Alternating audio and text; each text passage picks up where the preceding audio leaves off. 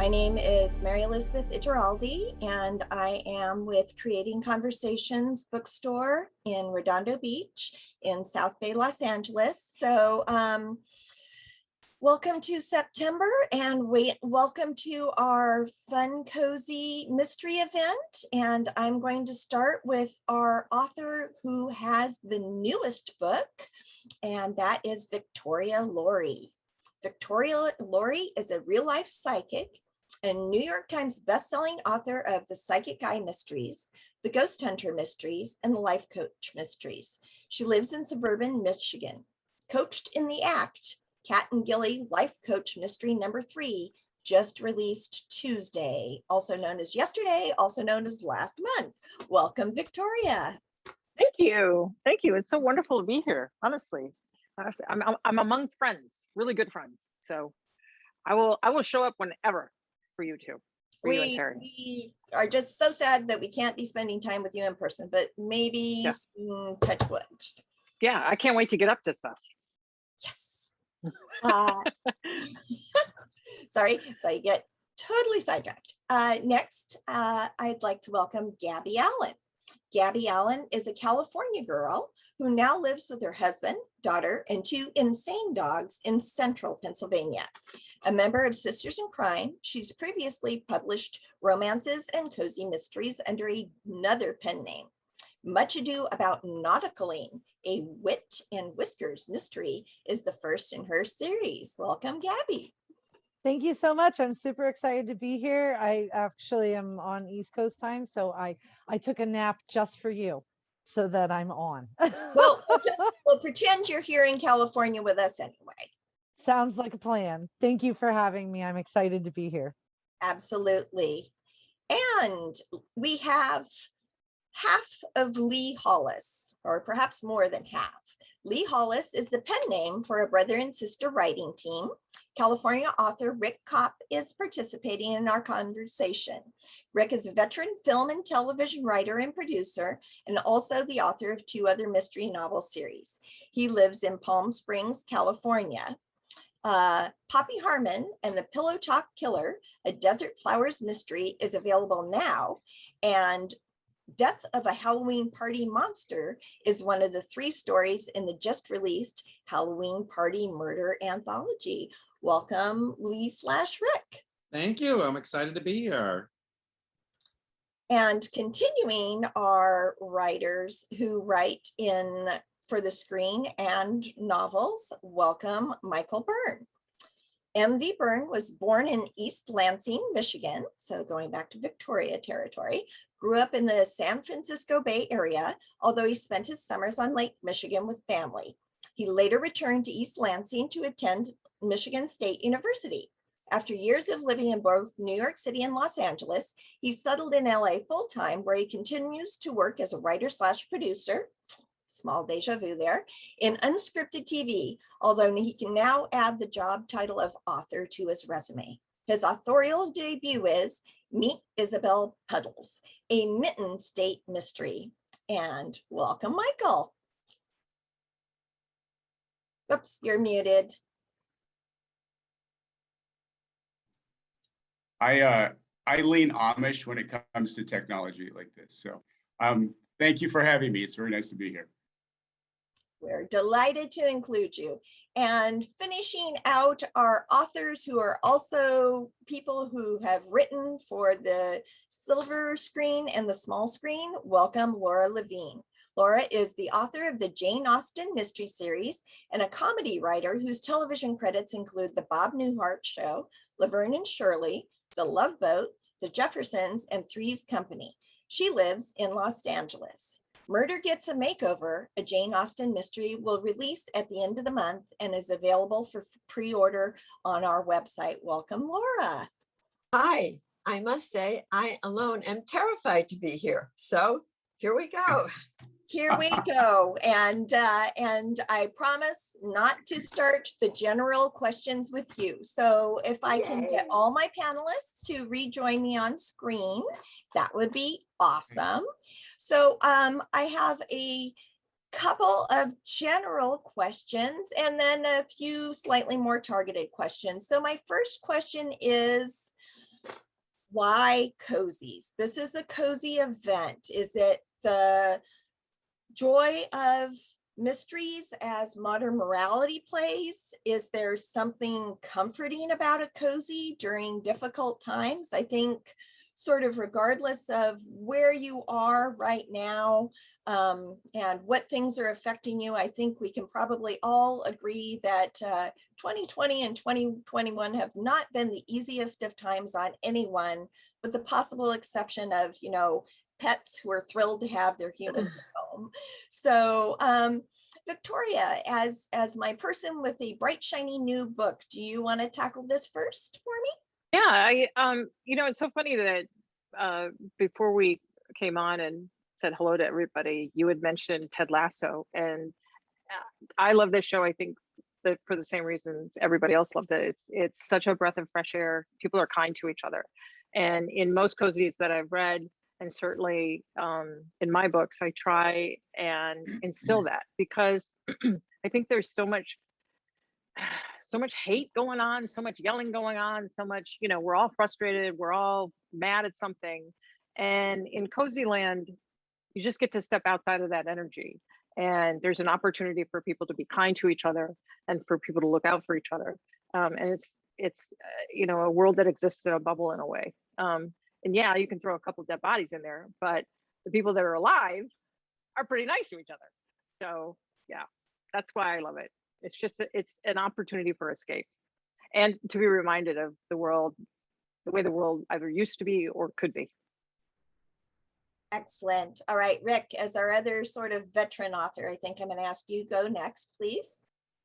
Well, you know, growing up, you know, the usual answer is, oh God, I loved Agatha Christie and the Hardy Boys and those kind of books. But honestly, I was in a small town in Maine and I was just a television addict. So, and all my favorite shows were like, you know, Macmillan and Wife and Heart to Heart and Charlie's Angels. And during the pandemic, I watched all of them all over again as comfort TV and comfort moments. And that's what brings joy from cozies for me. And that's what got me wanting to really get into this world, because it's comfort reading. It's nothing too violent, nothing too awful, and you know, there's murder, of course, which is terrible, but it's a fun murder, like, you know, with Angela Lansbury, you know. And so I think that's what drives me, and that's why I love doing this kind of work. So where do you fall on the Jessica Fletcher ultimate serial killer debate? Well, coming from Maine, I know there's a lot of strange people there, so I fall down on that. They're probably underestimating the number. That's fair. And you know, I've been watching the episodes again on Peacock now, so. Excellent. Gabby, what about you? Why cozies? Well, for one thing, I love the sense of justice. I think that, you know, when you're reading a romance, you know, you're going to get a happy ending. When you're reading a women's fiction, you know, you're going to get some kind of lesson learned. There are certain expectations with each genre that's out there, and my love of cozies and my love of Jessica Fletcher, my love of Perry Mason always came down to, at the end, there's justice. And I just really enjoy killing people on the page. I can't help myself. If I have a dentist that's not being very nice to me, I know who the murder victim in my next book is going to be. And I think that most people really enjoy reading these because they also get the community. A lot of them are written in smaller towns with a cast of characters that you come back for over and over and over again, because you want to see how they're doing. You want to see what's new in their lives, and that then comes with the dead body, and you're just on board for all of it. And I really enjoy creating those kinds of worlds. As you had said, I write under a different name also. And I know that that's one of the things that most people come back for, is they're like, well, what's going to happen next? And I can't wait to see what so-and-so is going to do. And I'm like, that's a total secondary character. And they're like, I'm so invested. Please do not, please do not tell me that she's not in there. Much Ado About Nauticaling people are really enjoying the grandparents. And so I think I'm about to date myself, but I call us Calgon. We are the ones that will take you away. You get a sense of justice, you get community, you get an escape, as Victoria said, and so I think that's one of the reasons that the readers come back. That's definitely one of the reasons that I come back. I suspect much of our audience is on board with the whole Calgon take me away via the bathtub idea. So speaking of returning to community and continuing connecting with characters in a series, Laura, why cozies? Okay. There's really no choice. I mean, I'm never going to do hard-boiled detective. As I think Victoria said, life is crappy enough as it is, and I don't want to go there in real life, and I don't want to go there in books. And so, yeah, I just think it's a comforting, pleasant place to be. And for me, I hope it's a funny place to be, because I like to inject a lot of humor in my books. And am I recalling correctly that some of your work is on seasonal display right now?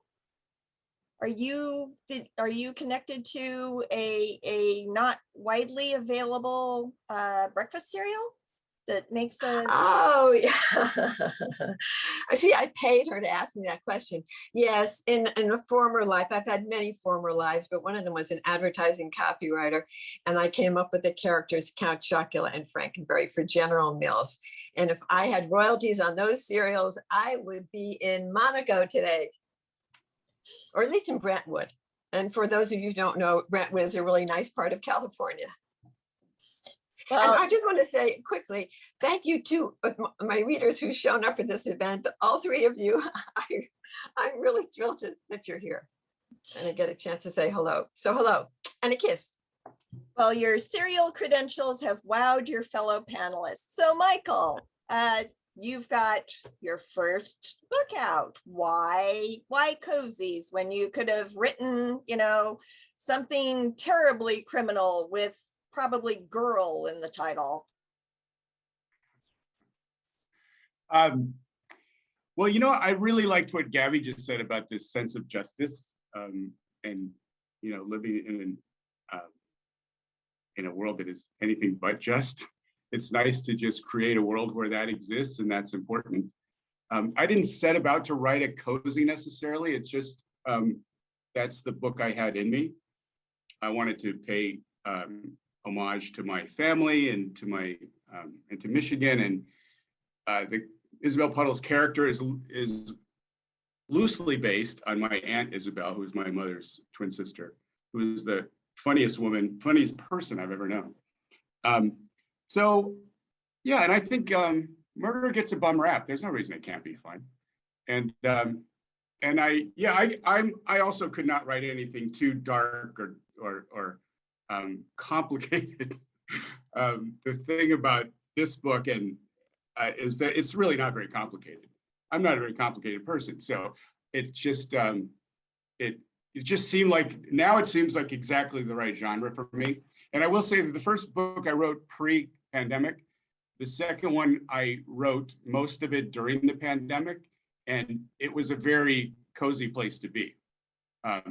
And so I had a new appreciation for the genre, I would say. Excellent. So that's actually, if you want to build on that a little, I'll go ahead and go back to you and then go back to the other authors. Do you want to just share a little bit more about the book beyond the title? We've pretty much just shared everybody's name and titles, but not much about what they can expect from meeting Isabel Puddles, etc. Well, hopefully lots of laughs. It's the name, I don't know you would think at this point I would know how to pitch this better than I do, but it's I still need to work on that. Isabel is she's an independent woman and has been for some time since she was widowed.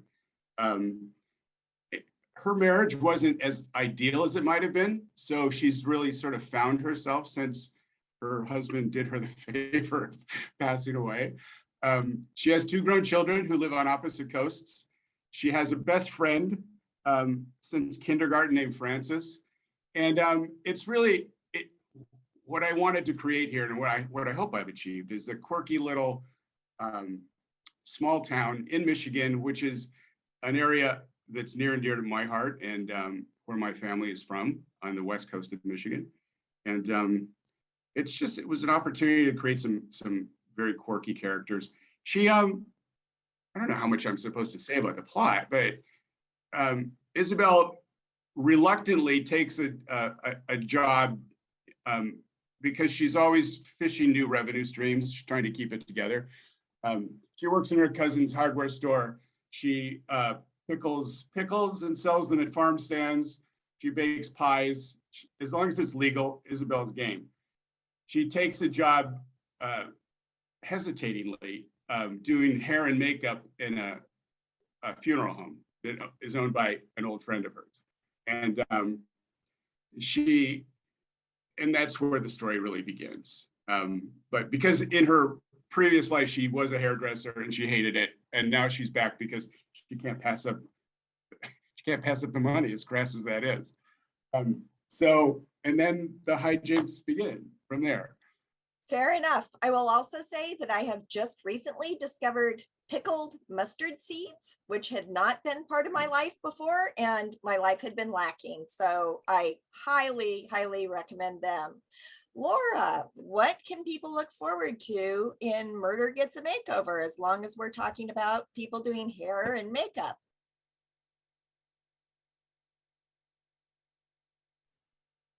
Unmute, Laura. Sorry. Unmute. Okay, I was going to say, I remember nothing these days, but I did read Michael's book, the Puddles book, and all I remember about books is, did I like it or did I not like it? And I really liked it. So 3 cheers for Isabel Puddles. Okay, Murder Gets a Makeover. My heroine, Jaine Austen, is a freelance writer. She lives in Los Angeles, and she often, but not always, gets involved in her murders through her writing assignments. In this case, she has been designated to receive a fashion makeover by a Hollywood A-list stylist to the stars. Because Jaine is considered a fashion train wreck. Much like me, she likes elastic waist pants and her treasured Cuckoo for Cocoa Puffs t-shirt. And this woman is just awful, who's going to make her over. And she shows up at the meeting and she sees the woman mistreating everyone, her husband, her seamstress, her hair and makeup lady, her assistant. And so inevitably, of course, she's going to get knocked off, the dreadful stylist. And unfortunately for Jaine, she's found at the scene of the crime with her fingerprints on the murder weapon. So she sets out to clear her name. I have to confess that as much as I like writing the murder mysteries, because I like doing puzzles, I do like Agatha Christie, I have a lot of fun with comedy subplots because I used to be a comedy writer. So one of the subplots in this is Jaine's treasured Cuckoo for Cocoa Puffs t-shirt. This bitchy stylist can't stand it. She rips it off, tells her assistant to burn it. Well, the assistant does not burn it, but he gives it to the gardener. And then the gardener gives it to somebody else, who gives it to somebody else. And Jaine has to go on this odyssey to regain her treasured t-shirt, which she does. And as Michael said, hijinks ensue. And also for my readers, in this book, Prozac, Jaine's cat Prozac, who's a super uber diva, she saves a toddler's life. And I say that in quotes. Prozac dashes across the street and there's a little toddler going to walk into the path of an oncoming car. Prozac knocks the kid to safety. She saves the day. That someone takes a video, it goes viral. Only Jaine knows the truth, that the kid was eating a chicken McNugget and all the cat wanted was that McNugget, and knocked down the kid to get the McNugget. And now Prozac's going to get a kibble key to the city. Jaine's furious, and I had a lot of fun writing the ceremony where she gets the kibble key. Well, that's enough. I think I've used up my time allotment, but there you have it. Gosh, but I love those little viral video hero cat stories. Now I'm going to be looking at them differently. Gabby, please. Sorry, clicked my own mute. Yay me. Gabby, please tell us about this new series that you've launched. Sure thing. Well, first of all, I have to say, Michael, my cousin actually does funeral hair and makeup, and that is such a wild thing to watch happen. And Laura, I have read your books since you first started Jaine Austen, so I'm really trying hard over here to not have major fangirl moments. And I'm very happy that I'm muted, because I probably would have drowned you out like at least 12 times now laughing at your stuff. And Count Chocula is my soulmate. So thank you so much for that. It's just, I'm having a moment. All right. So Much Ado About Nauticaling. It's a new mystery series. It's set on Catalina Island, which is off the coast of California. You usually get there by boat, either from Long Beach or Dana Point also usually has, if you want to take the boat over, you can also fly over. I am having a blast with the fact that the population of the whole island is approximately 3,500. And the island itself is small, and the roads are small. And so you have to wait like 35 years to get a car on island. So everybody drives golf carts. I love golf carts. I felt so horrible for the guy when I went over there to do some research. The poor golf cart guy, I'm pretty sure he was very sad that he had said, "How can I help you?" Because I peppered him with questions. My first one being, "Can I trip the tires on a golf cart?" And he was like, "We're going to recommend you don't do that." And I said, "Okay, hypothetically, can I chirp the tires on a golf cart?" And he said, "Taking off, no. Stopping, yes." I said, "That's fine. I'll stop a mile down and see how that works." But Whitney Dagner is my protagonist, and she has been working at the rail yard in Long Beach for years. Her grandparents own a glass bottom boat business. And so when they retire, her brother gets it, and Whit is like, "You're not the only one who gets to have fun." And so she moves herself and invites her roommate and her cat, Whiskers, who's a pain, over to move with her to Catalina Island. They set up house. These are they're definitely cozy mysteries. I will say that Kensington is positioning them a little bit differently and calling them rom cozies. So it's a rom-com mixed with a cozy. And so the murder mystery is definitely still there, but there is some rockiness in the relationship that's about to start. Whit thinks that she has made a clean break from mainland, and then finds that her ex-boyfriend is a police diver, which was very strange for me, because I don't in every mystery series I've ever written, I have never had the boyfriend be on the police force or an investigator or anything. They have always had different jobs. And so it's been a lot of fun. There's definitely laughs in there. I was told by somebody that they snorted tea out of their nose, and I told them that I was not sorry. It was maybe not my best response, but I really wasn't sorry. I will warn you though. But they're a lot of fun to get into. They're definitely my genre that I enjoy the most. But I think you're going to really be excited once you get into it. For I'm hearing a lot of people who are like flying through it. So hopefully, if you want to get in, that you get in and fly. I feel like tea snorting is definitely a compliment. Absolutely. I feel like it's a yardstick. I mean, if I can get you to snort tea out of your nose, I'm winning. You have accomplished. Rick, so where did Poppy come from? I mean, you had established ongoing series. What made y'all decide, let's add something new to the mix? Well, the first series, Haley Powell, that I do with my sister, is set in our hometown. So it's like going home with every book. but most of my adult life was spent in Hollywood as a writer. And so I wanted to come up with something new that I could draw from those years. And so Poppy Harmon is a retired actress who lives in Palm Springs with her husband. And she had a big success in the 80s playing the secretary to a detective in a TV show called Jack Colt PI.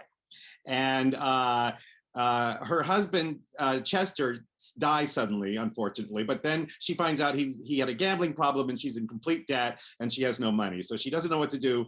And she certainly doesn't want to go back to acting. So she decides to open a detective agency because, well, she worked on a detective show for 3 years. How hard could it be? And so she gets the help of her two best friends, Iris and Violet. And since they all have similar names, they open up the Desert Flowers Detective Agency. And but unfortunately, there's a lot of ageism, and a lot of people aren't comfortable hiring women of a certain age, which they think is ridiculous, and it is ridiculous. And I wanted to deal with that.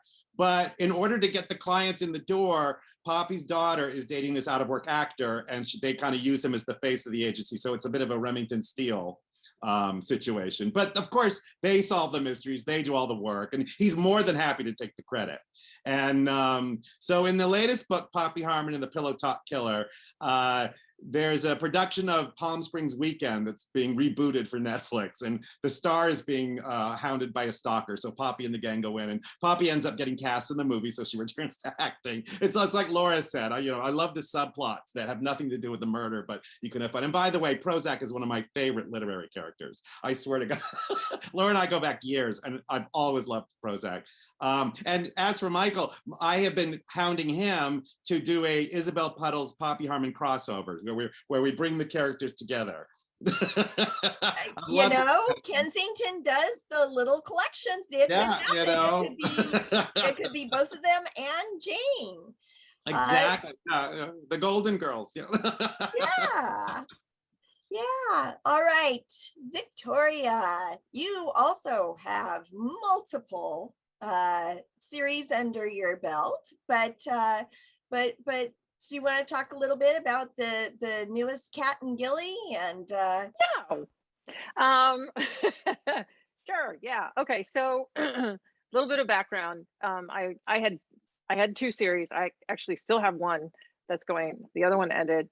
There was the Ghost Hunter Mystery series, and then there was the Psychic Eye Mystery series. And two of my favorite characters within those two series, I decided to get those two together and form their own kind of spin-off series. So Gilley's former life was as a ghost hunter, very reluctant ghost hunter. And I thought, because he was always the one shrieking in the background every time a spook showed up, I thought, okay, well, I'll remove the paranormal element and bring him together with Cat.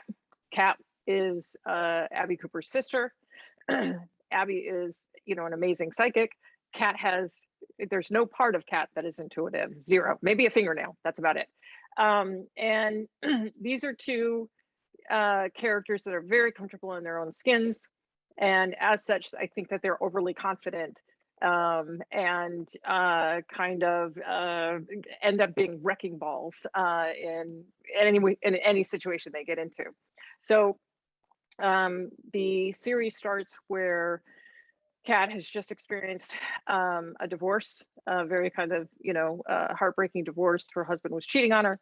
And this was within hours after she sold her multi-million-dollar marketing firm. So she's got all this cash and was thinking, oh, now I can, travel with my family. And her husband's like, yeah, well, I'll take half of that half of the sale. And by the way, I'm in love with the bartender at the golf club. So Kat, being devastated, heads to the Hamptons, moves from Boston to the Hamptons, builds this big, beautiful house. And the guest cottage is where Gilley and his husband live.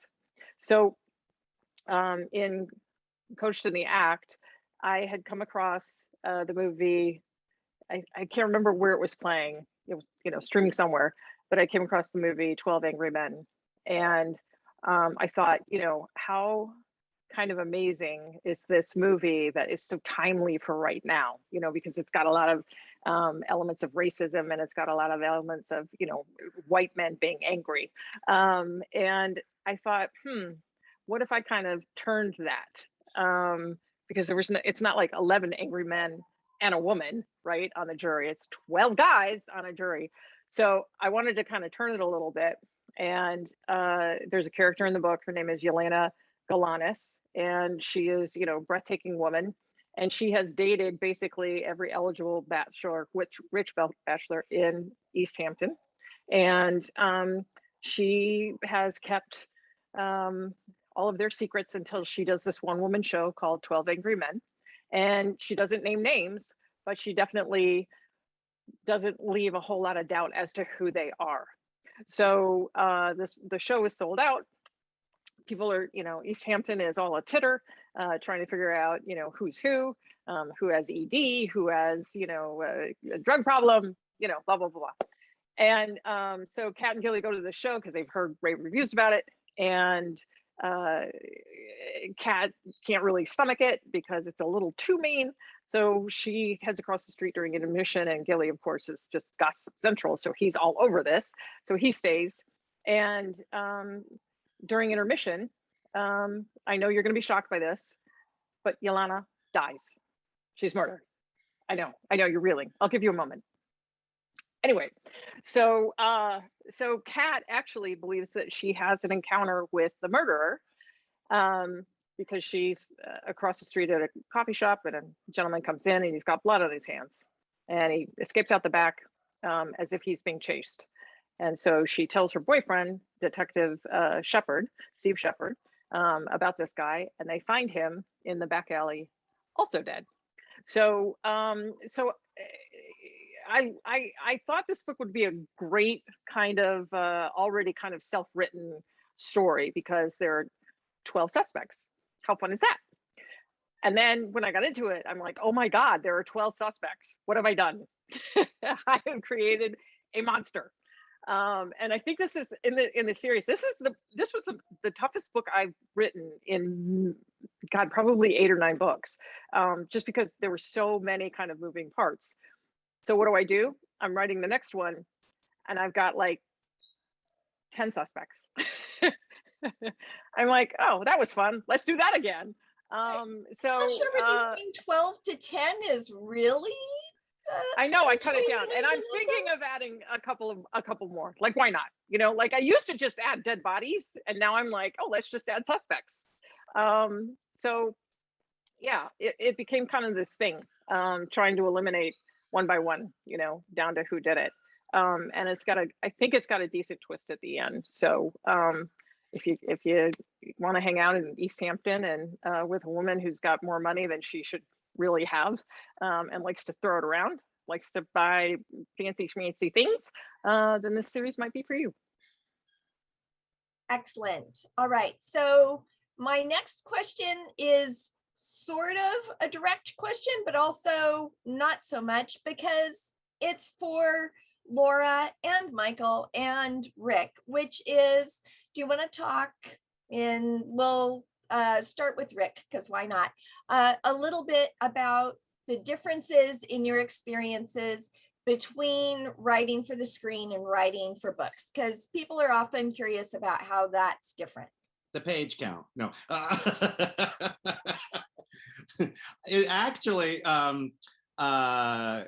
in terms of the story structure, I still use this kind of 70 beat sheet that I use to write feature films and TV movies. And I still do it for the books, although the books allow you to really expand and do an internal dialogue and let you, and really kind of hear your character's thoughts, and you're kind of with her all the time.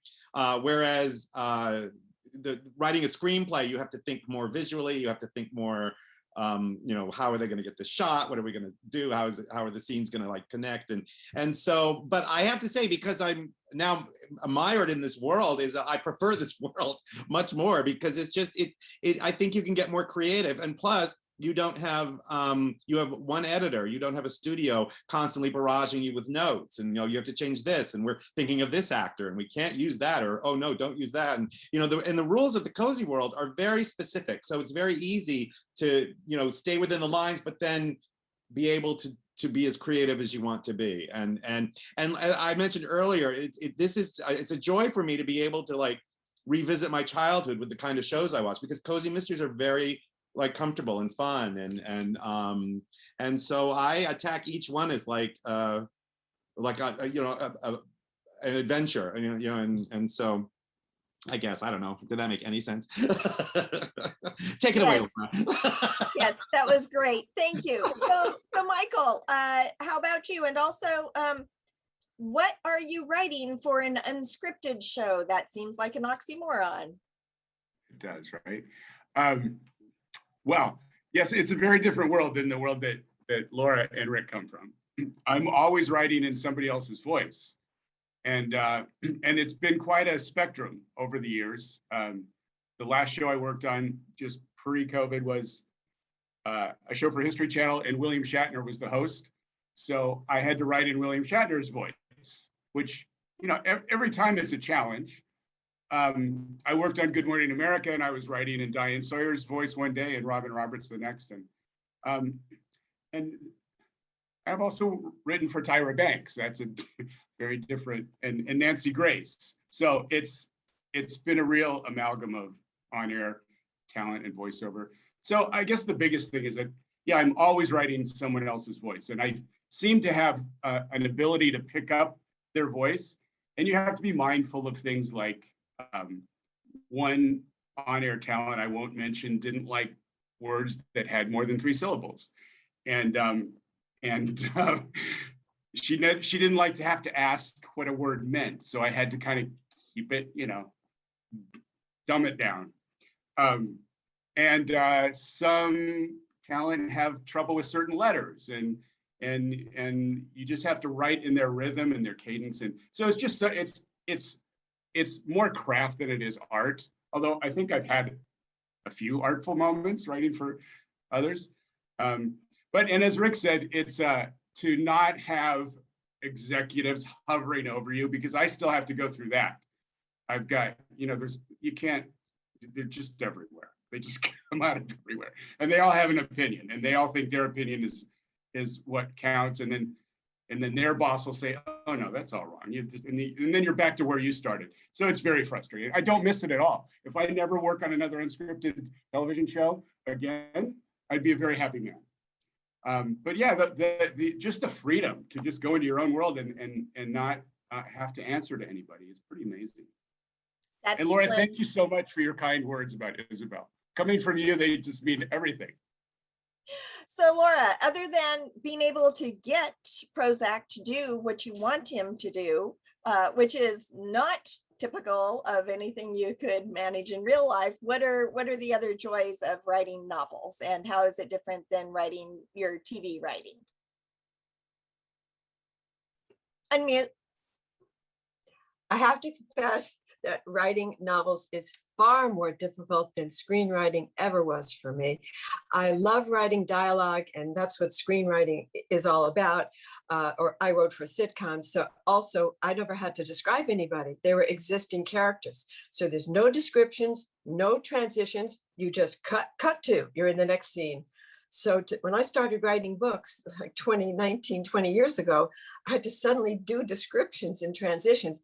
And I have to say, to this day, I find it difficult. I find the process of writing a novel, it's sort of like one of those old life cycles, like you're pedaling uphill when you at the description and transition stuff. And I get to dialogue and then I coast down.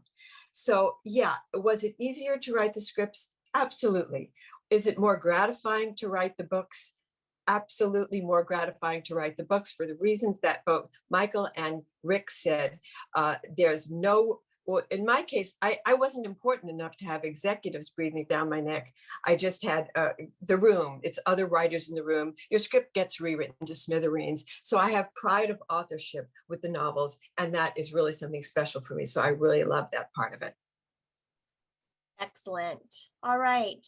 Gabby, so now that you're not a California girl as much anymore, you mentioned coming back and getting to spend time on Catalina Island. What are the other benefits to what you're writing other than getting to be bi-coastal? The benefits, I think, of writing cozy mysteries, I love being able to span generations. That is one of my favorite things. I did a book club 2 nights ago. There was no one there under 70. And they were just as avid readers as the book signing I did 2 weeks ago at an independent bookstore. And there was no one there over 30. And so I really like the ability for people to share their books with their granddaughters or their daughters.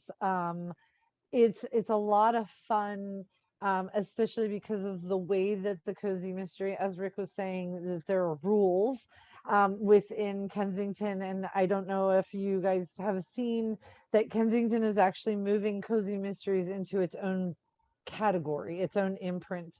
And so with that, they are making promises of language is going to be, pretty consistent. Certain elements you're going to be able to depend on that.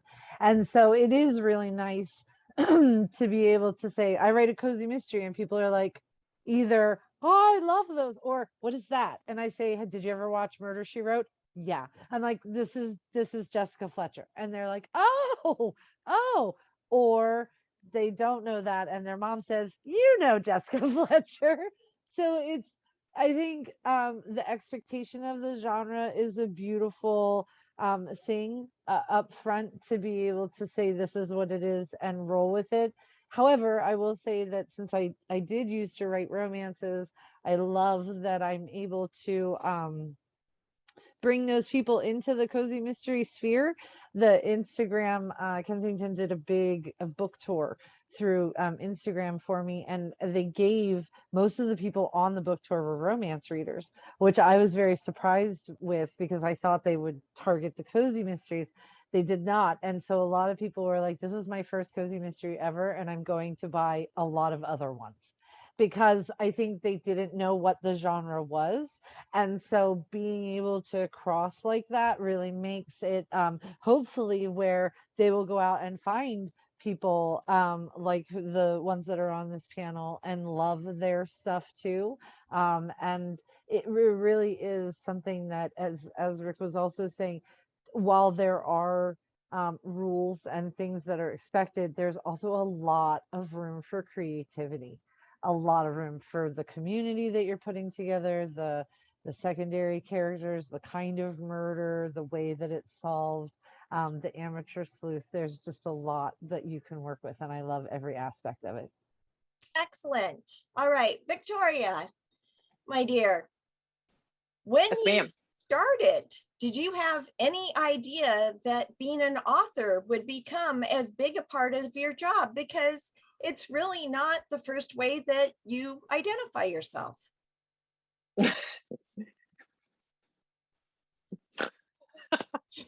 That was really a nice little segue there, Mary Elizabeth. It's not the way that you identify yourself. And for people who don't know me, they're not nervous. Like, what is she, a Kraken? Like, what is going on?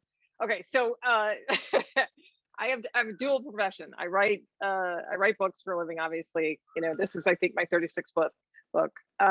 And for 21 years, I've been a professional psychic. So I'm a professional intuitive. I have clients all over the world. I don't advertise. People find me, through the books, or word of mouth gets passed around. I read probably 20 people a week. So there are two parts of my brain that I get to kind of exercise and do and have fun with. Did I know when I wrote Abby Cooper Psychic Eye, the first book that I ever wrote, that it would become such a monumental part of my life and give me so many gifts along the way, like so many gifts?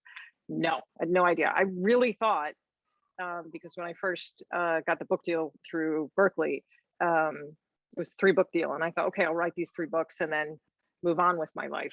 And I got addicted. And I have been, I'm an addict ever since.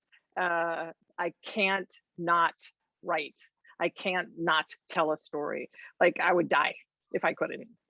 So not literally, but maybe. And if I died, I'd definitely script it, so that it would be magnificent.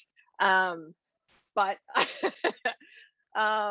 yeah, so I identify myself kind of really individually differently. Like there are a lot of people in my world that don't know I'm a professional psychic, because I don't advertise it, because people think, oh, cuckoo for Cocoa Puffs.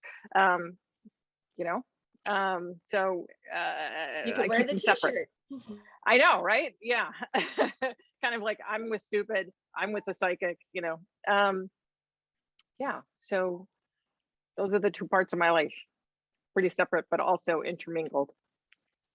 Absolutely. And I know you said that writing has brought you many gifts, but at Yeah. first I thought you said many deaths, because apparently It has. that's where I go It has. during murder Yeah, there's a panels. skeleton just around the corner, you know, why not? Because why not? Well, because why not? I'm the Dexter of authors, actually. And all at once, everyone else is very glad this is a virtual panel. All right. Seriously. I'm going to bring in a question from Christina from the Q&A, and I'm going to start with Michael. And this is a multi-question question, so you may answer whichever portions of it make the most sense to you. She asks, where do you find most of your inspiration? Did you find it easier to write during the pandemic or harder? And will the pandemic show up in your books? So Michael, I'm going to start with you.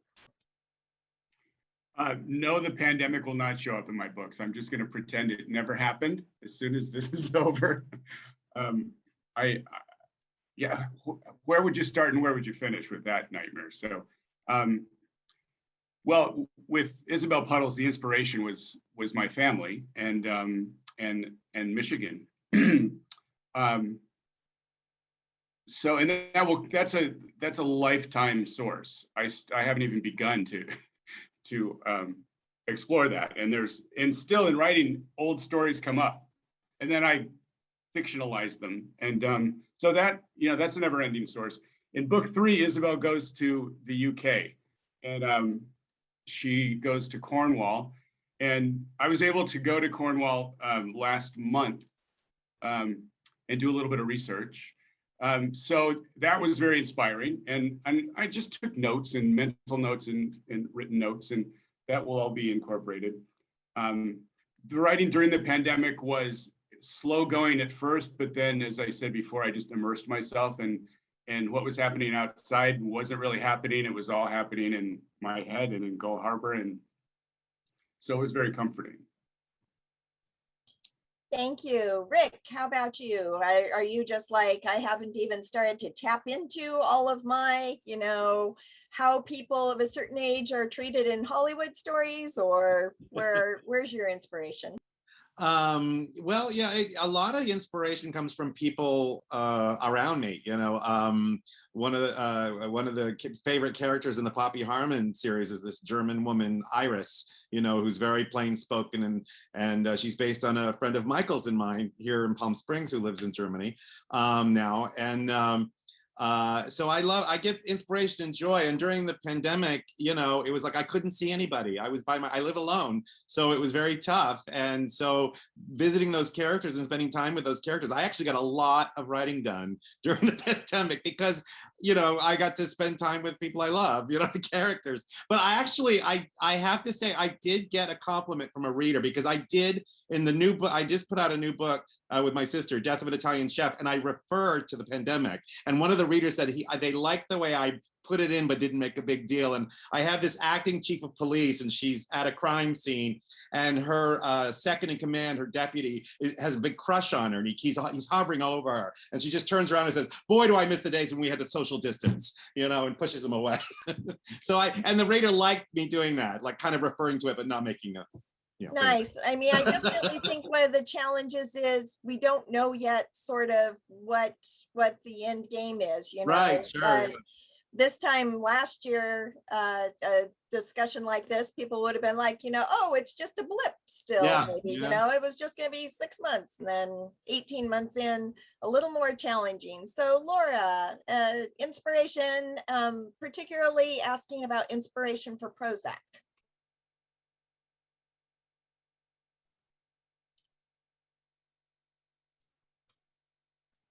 Unmute. Laura. I do this every single time. Oh my God. Well, I'm 78. That's my excuse. Okay. So I was really thinking of story ideas for Jaine. And this is going to date me. I thought of having a wisecracking sidekick like Rhoda in the Mary Tyler Moore Show. But I said, oh, that's been done to death. So instead of a wisecracking human sidekick, I would have a wisecracking cat. And for those of you who don't read my books, Prozac does talk, and I have the most fun ever in writing one-liners for her because she's a lot of fun to write for. And that's Prozac. Excellent. All right, Victoria, do you think Kat and Gilley, do you think one thinks of themselves as a lead and one as a sidekick? Or I know you brought them from your other series where they had been secondary characters. What else was your inspiration for them? I definitely think Kat is the lead and Gilley is the sidekick. But there are really poignant moments throughout the series where Gilley, who is this, kind of wisecracking one-liner dude, will say something profound and wise and, like, wow, that just came out of that character. And those are my favorite lines to write, is when Gilley becomes kind of a mothering character, almost a parent to Kat. And then my inspiration for them. Well, Gilley is based on my agent, and my agent loves that Gilley is based on him. All of Gilley's best stories come from Jim. And he's been so generous for 20 years because he'll tell me a story and I'll be like, please, can I use that? And he's, oh, sure, go for it. So I love that. Kat was inspired by my sister initially. And my poor sister would just run around and be like, Kat is loosely based on me, loosely. So part of the reason that I wanted to write Kat as a lead character is because in the Abby Cooper series, she is seen through the lens of her younger sibling. And sometimes when we see a sibling, we see them, like 15 or 12 or, and that's just them, right? They're locked into that age. And it's a different relationship that you have with your siblings than the rest of the world has with you. So by removing Kat into her own world, you get to see the full character, and she's not the annoying, fall, right? She's not the annoying person that I think readers had kind of somewhat thought they knew. So she's a much more well-rounded, nurturing kind of character. So that's my sister. My sister is my best friend. We talk every day.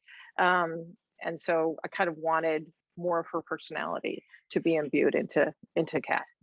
Excellent. And I will briefly add that if anyone is interested in learning more about Jim and how he has influenced Gilley, you can tune into our YouTube channel to watch Victoria and Jim in conversation from this time last year. So Gabby, we're getting close to the final question. So let's make sure we get you in for inspiration and pandemic writing and pandemic inclusion, or nay?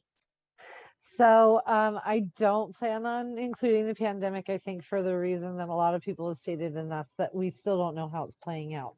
My concern, I think, with that sometimes is that it's going to date the book, because, it could age like milk, I think, is more my concern than anything. Pandemic writing, not so, it didn't really get better or worse. I actually have a full-time job. I work for, I'm a document specialist for long-term acute care hospitals. So I have 103 hospitals that I make sure we have everything that we're supposed to need. I do work from home now, so that makes it that I don't have to get dressed in real clothes and go to an office.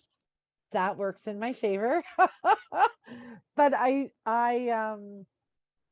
feel like inspiration wise, this book is definitely the grandparents are my grandparents, and the best friend is my best friend from high school, and all of my heroines always have flaws that they embrace.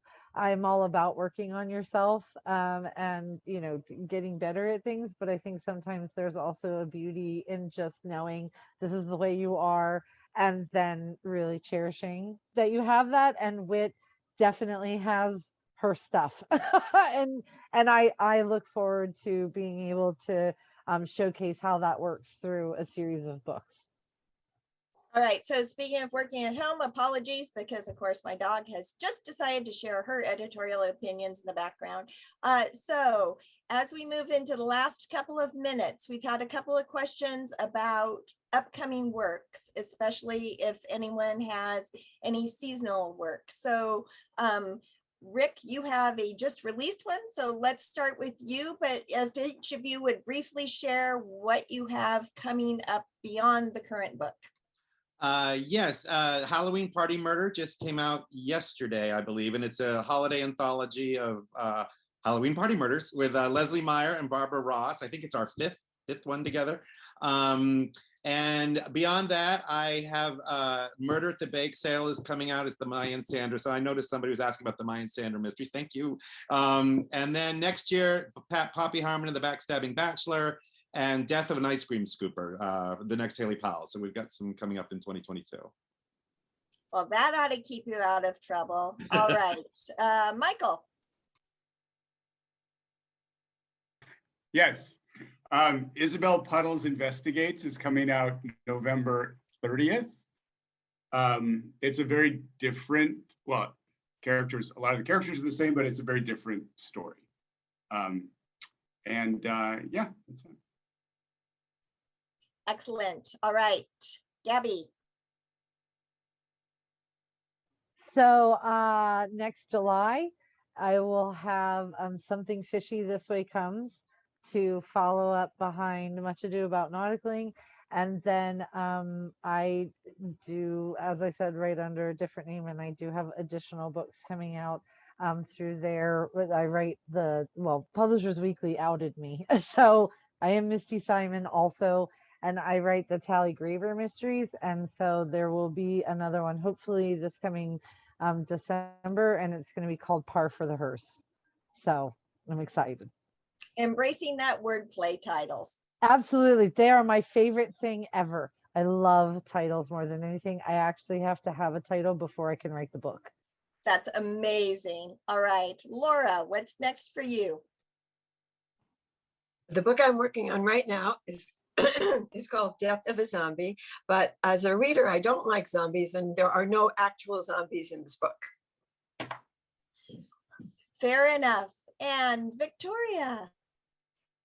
This time next year, I will have Coached Red Handed out, which has, I think, the most beautiful cover I've ever had. The cover art is spectacular. So I'm really, really excited about that. And then, I'm always writing 2 or 3 books. So there's more, there's stuff, there's more Abby, there's more Spellbound, there's a one-off, a YA one-off. So stuff, I get up to stuff.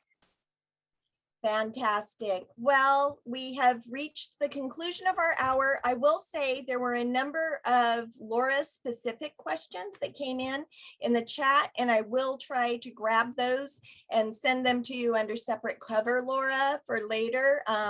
But thank you all so much, authors. Thank you all so much, readers, and have a fabulous night. Good night, all.